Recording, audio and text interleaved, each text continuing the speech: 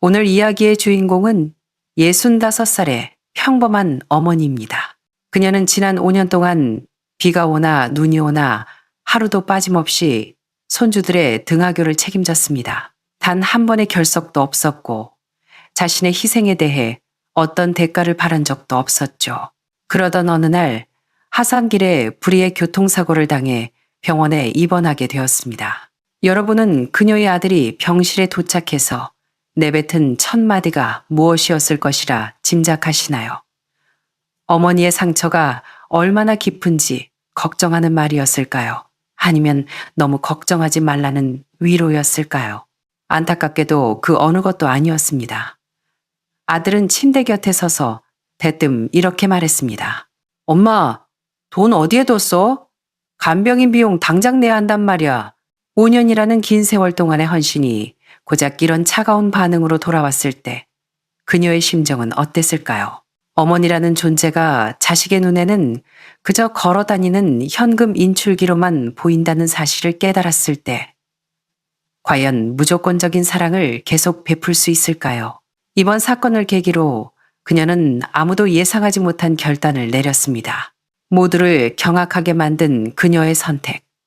그리고 왜 그녀의 이 한수가 가족들을 멘붕에 빠뜨리게 했는지 지금부터 노후의 품격 채널에서 함께 그 내막을 들여다보겠습니다.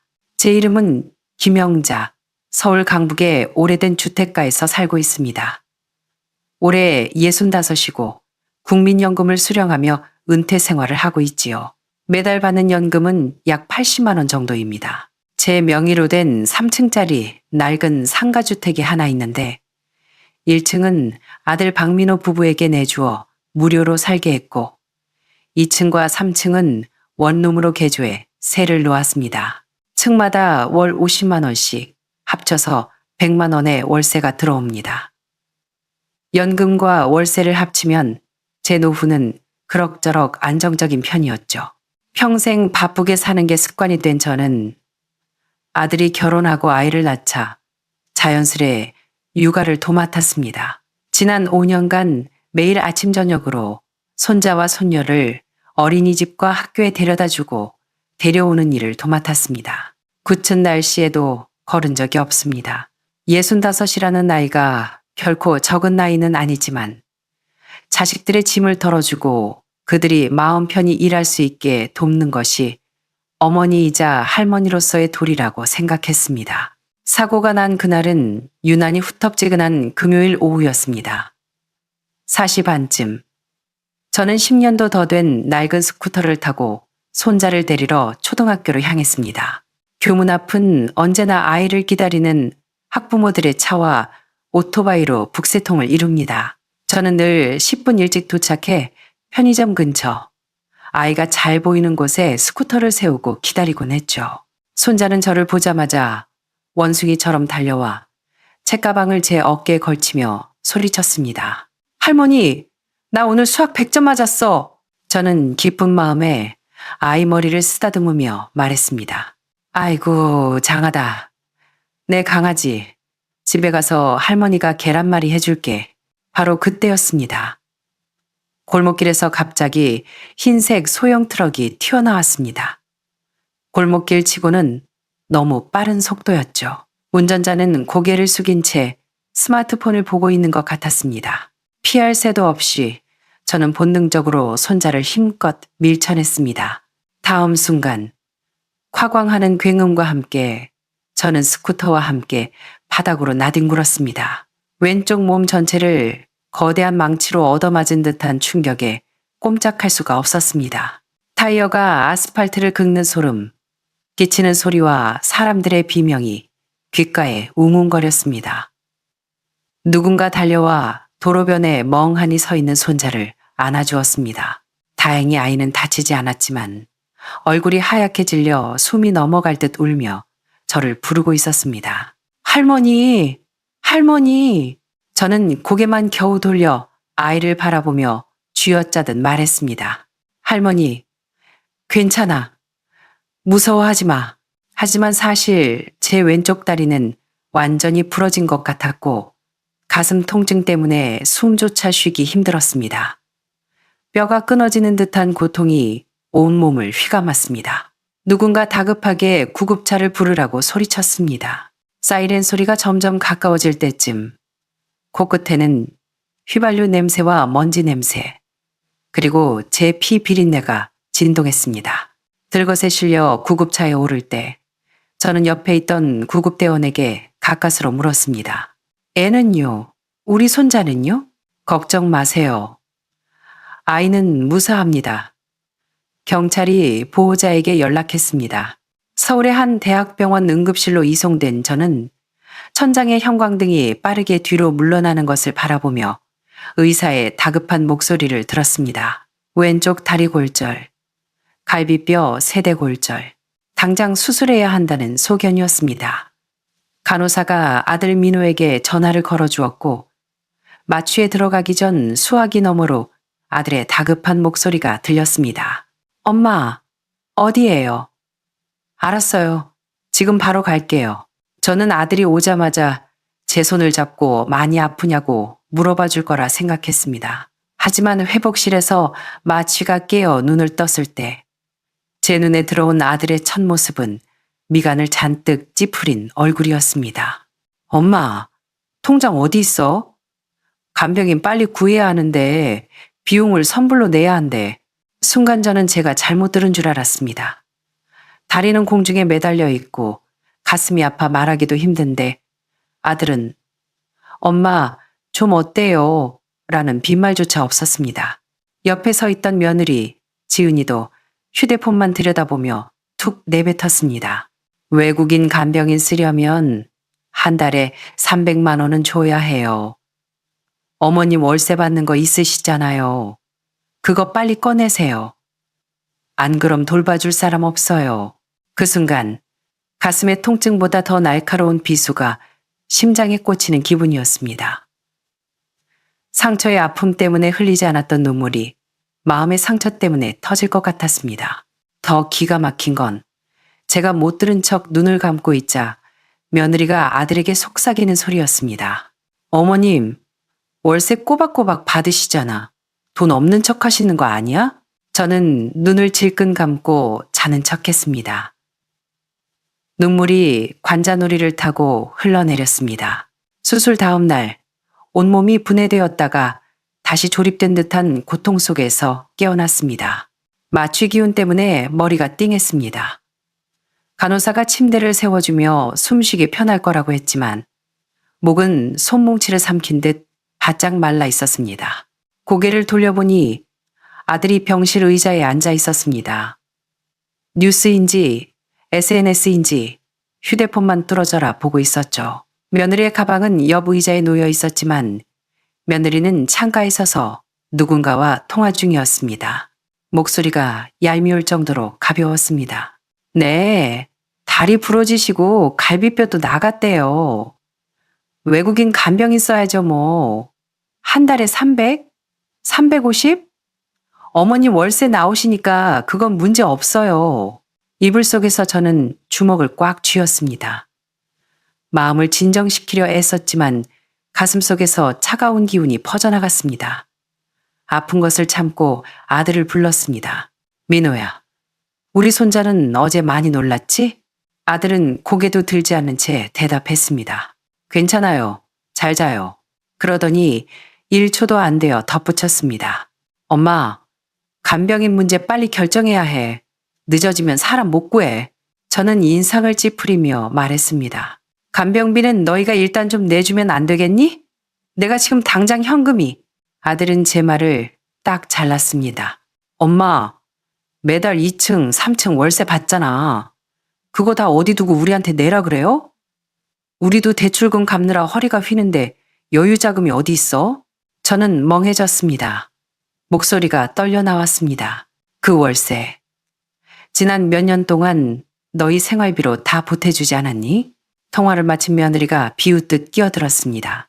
아이고 어머니, 그런 말씀 마세요. 자식 돕는 건 부모로서 당연한 거 아니에요?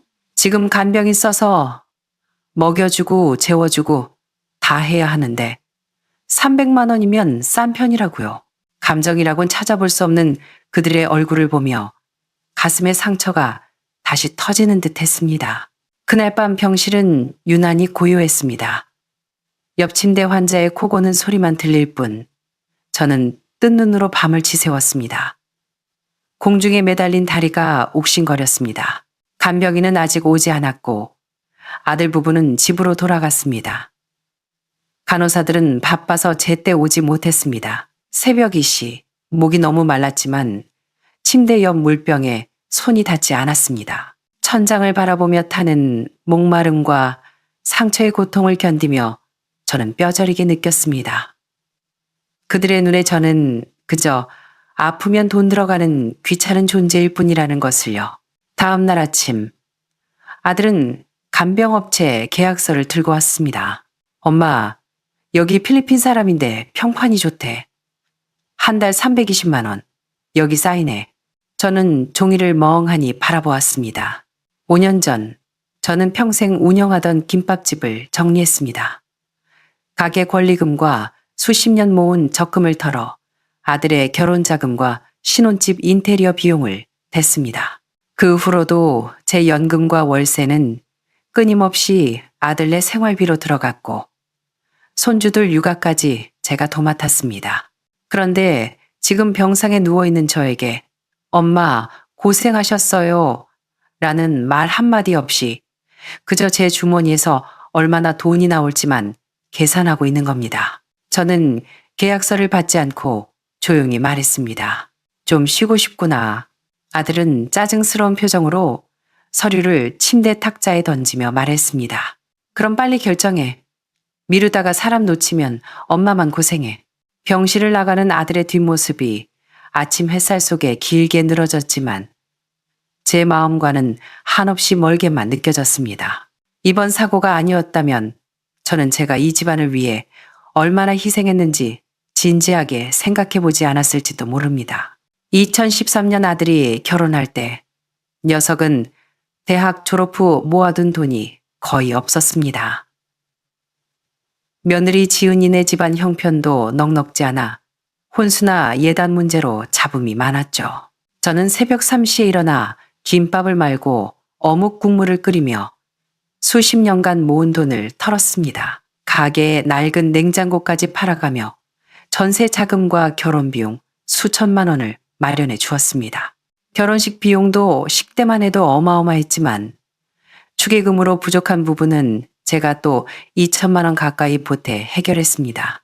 결혼 후 아들 부부는 처음에 전세를 살았지만 반년도 안 되어 월세가 아깝다며 제 집 1층으로 들어오겠다고 했습니다. 저는 마음이 약해져 그러라고 했고 월세는 한 푼도 받지 않았습니다. 3층에서 나오는 월세 100만 원 중 대부분도 그들의 대출이자나 공과금, 아이들 기저귀 값으로 들어갔습니다. 2015년 첫 손자가 태어났을 때 며느리는 산후조리를 핑계로 육아를 힘들어했습니다. 결국 제가 밤마다 깨어 우유를 먹이고 기저귀를 갈았습니다.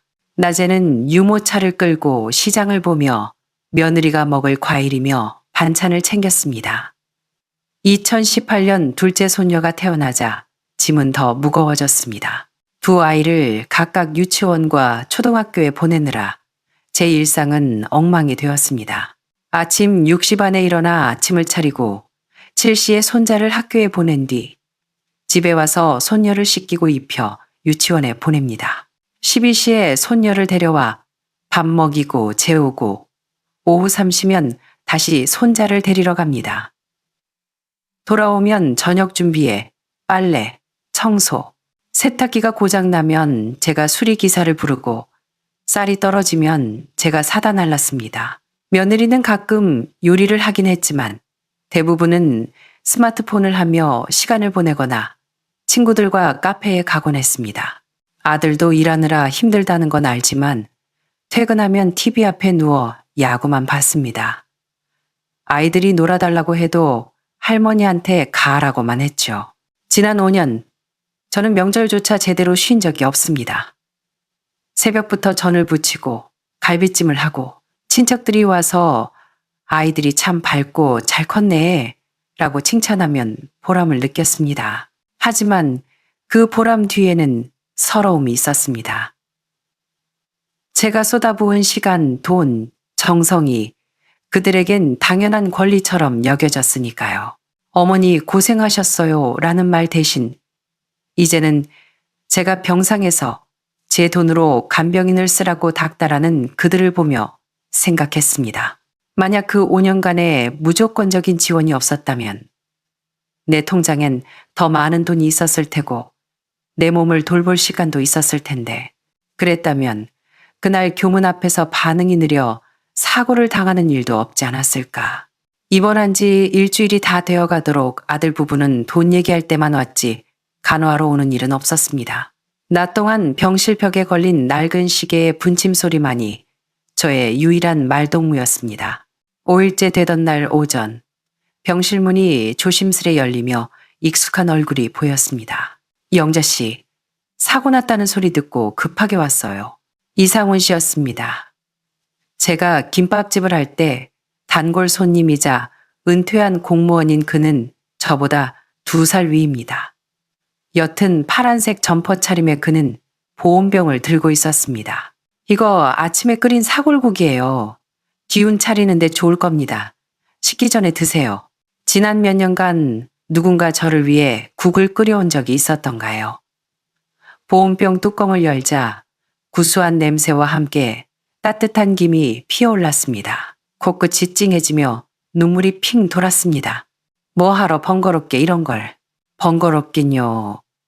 영자 씨는 매일 새벽 4시에 일어나 우리 밥 챙겨줬잖아요. 내가 그 빚 갚는 겁니다. 상훈 씨는 사고 경위를 묻고 제 다리를 보며 걱정스러운 듯 혀를 찼습니다. 그러다 미간을 찌푸리며 물었습니다. 그런데 간병인은요? 왜 혼자 있어요? 저는 씁쓸하게 웃었습니다. 아직 못 구했어요. 아니, 다리가 부러지고 갈비뼈가 나갔는데 혼자 어떻게 버텨요? 아들은요? 저는 한숨을 쉬며 그간의 사정을 털어놓았습니다. 아들 내외가 제 돈으로 간병인을 쓰라고 한다는 것, 지금 당장 현금이 없다는 것 등을요. 이야기를 듣던 상훈 씨의 표정이 굳어졌습니다. 그래서 자식들은 어머니가 이렇게 혼자 끙끙 앓고 있는데도 돈 안 내놓는다고 모른 척하고 있다는 겁니까? 저는 대답 없이 창밖으로 시선을 돌렸습니다. 잠시 침묵하던 그가 단호한 목소리로 말했습니다. 영자 씨, 그 돈 절대 함부로 내주지 마세요. 자식들 다 컸으면 제 앞가림은 제가 해야지. 언제까지 부모 등골 빼먹으려 합니까? 일단 몸부터 챙기세요. 간병인은 내가 알아봐 줄게요. 아니에요. 너무 신세지는 것 같아서. 신세는 무슨, 이제 내가 도울 차례라니까요. 그날 오후 상훈 씨는 평판이 좋은 교포 간병인 아주머니를 소개해 주었습니다.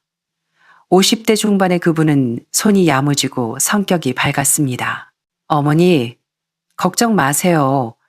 제가 24시간 옆에 붙어 있을게요. 간병인 아주머니의 든든한 말에 마음이 놓였습니다. 알고 보니 그녀도 자식들 대학 공부시키려고 한국에 와서 늘은 일을 마다하지 않고 있었습니다. 그녀를 보며 생각했습니다. 나는 아들에게, 손주들에게 세상 사는 법을 잘못 가르친 건 아닐까. 부모의 희생을 당연하게 여기게 만든 건 내 잘못이 아닐까. 그날 저녁 다시 들른 상훈 씨는 보온병을 챙기며 말했습니다. 영자 씨, 당신은 혼자가 아니에요. 그리고 돈 문제, 집 문제는 이제 좀 독하게 마음먹어야 해요. 안 그러면 평생 휘둘립니다. 병실을 나가는 그의 뒷모습이 든든했습니다. 입원 8일째 되던 날 오후 반가운 손님이 찾아왔습니다.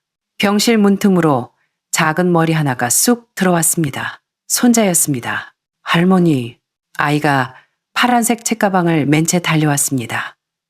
손에는 비닐봉지가 들려 있었는데 그 안에는 딸기가 몇 알 들어 있었습니다. 학교 끝나고 왔어? 어서 들어와. 조용히 하고.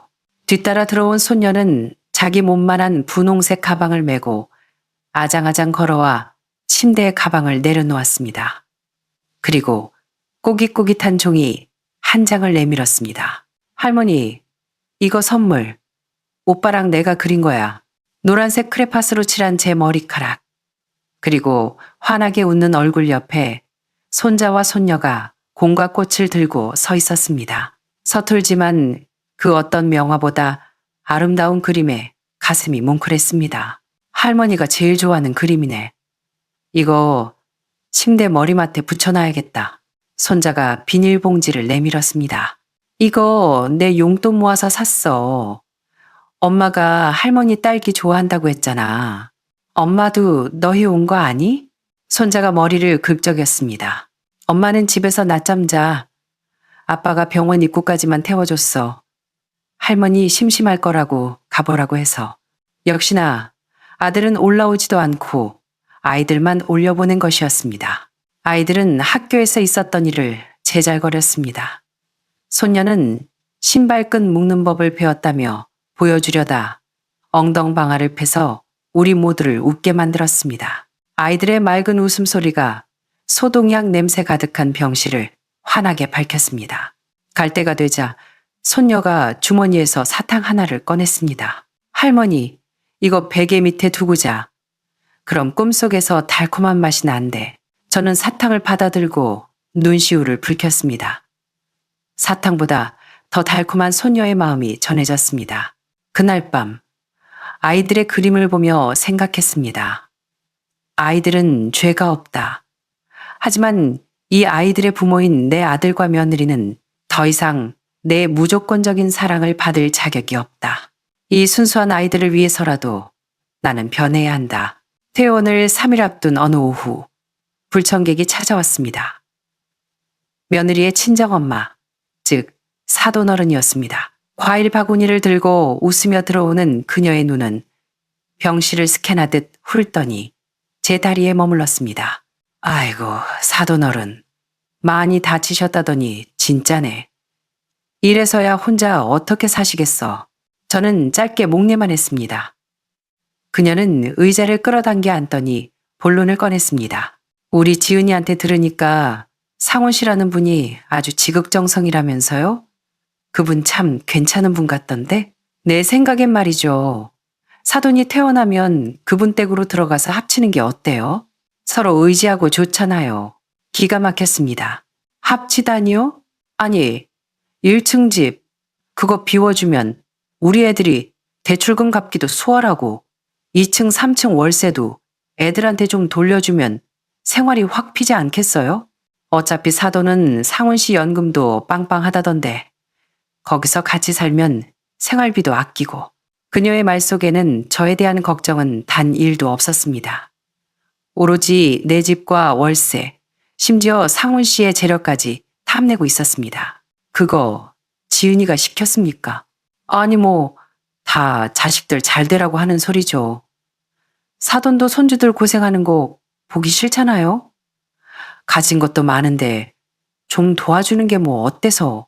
저는 그녀의 뻔뻔한 얼굴을 보며 깨달았습니다.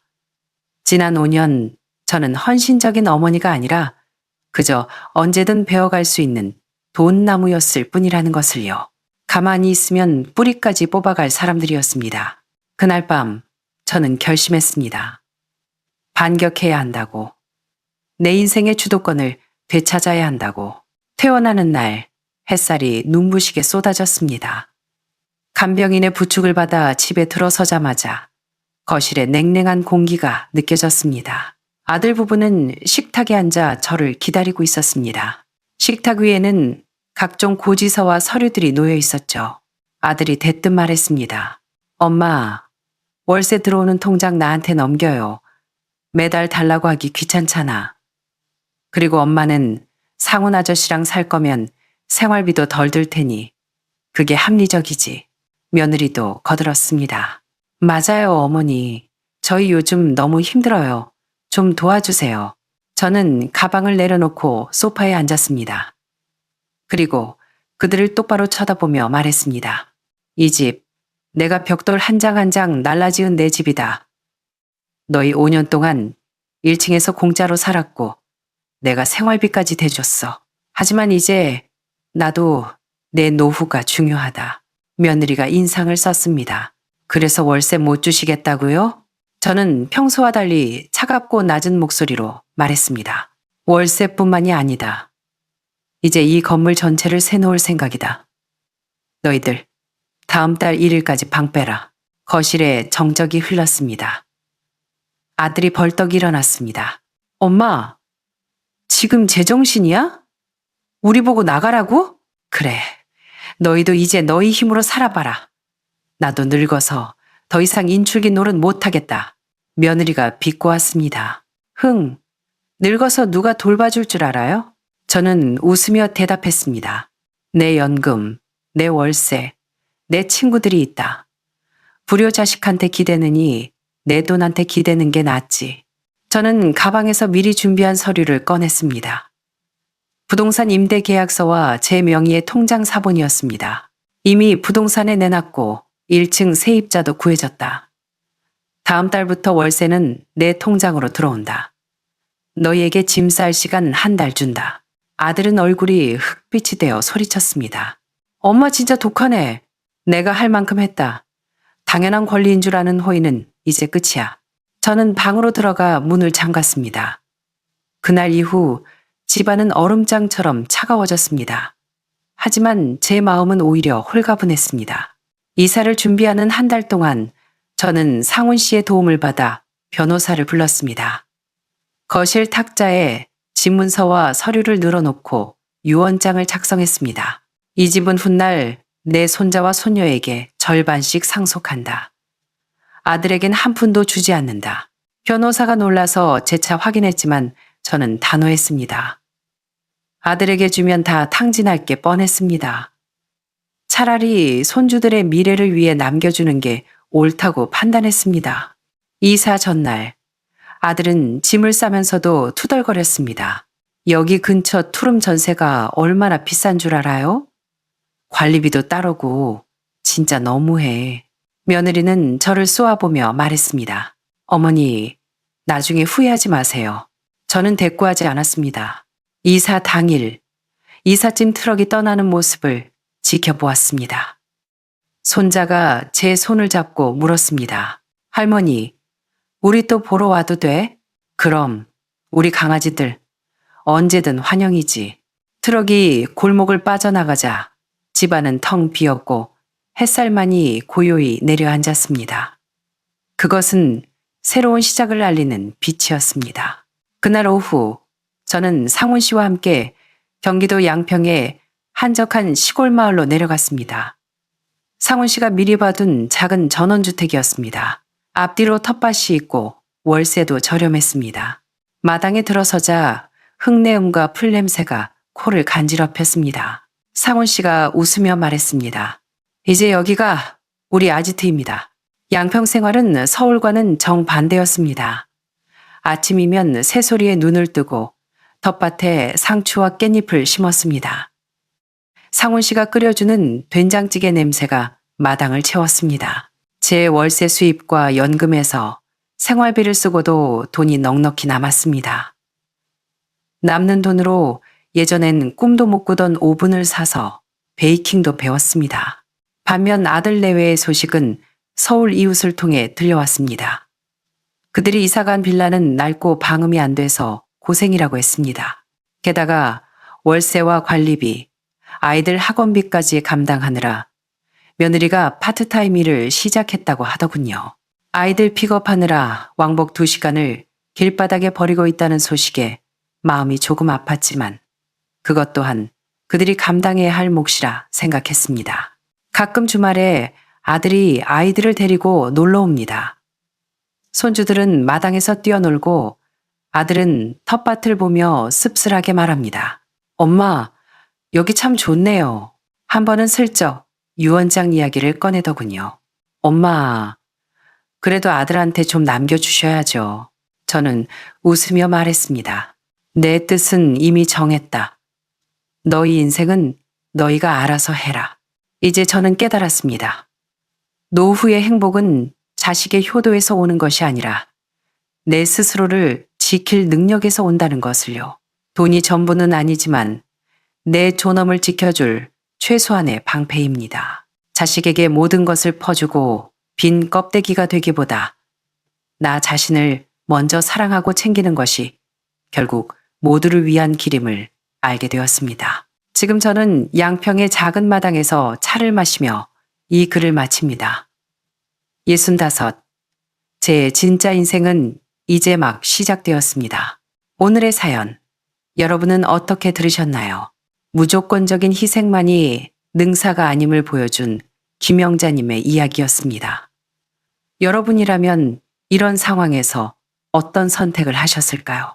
댓글로 여러분의 생각을 들려주세요. 비슷한 경험이 있다면 함께 나눠주셔도 좋습니다. 구독과 좋아요는 큰 힘이 됩니다. 감사합니다.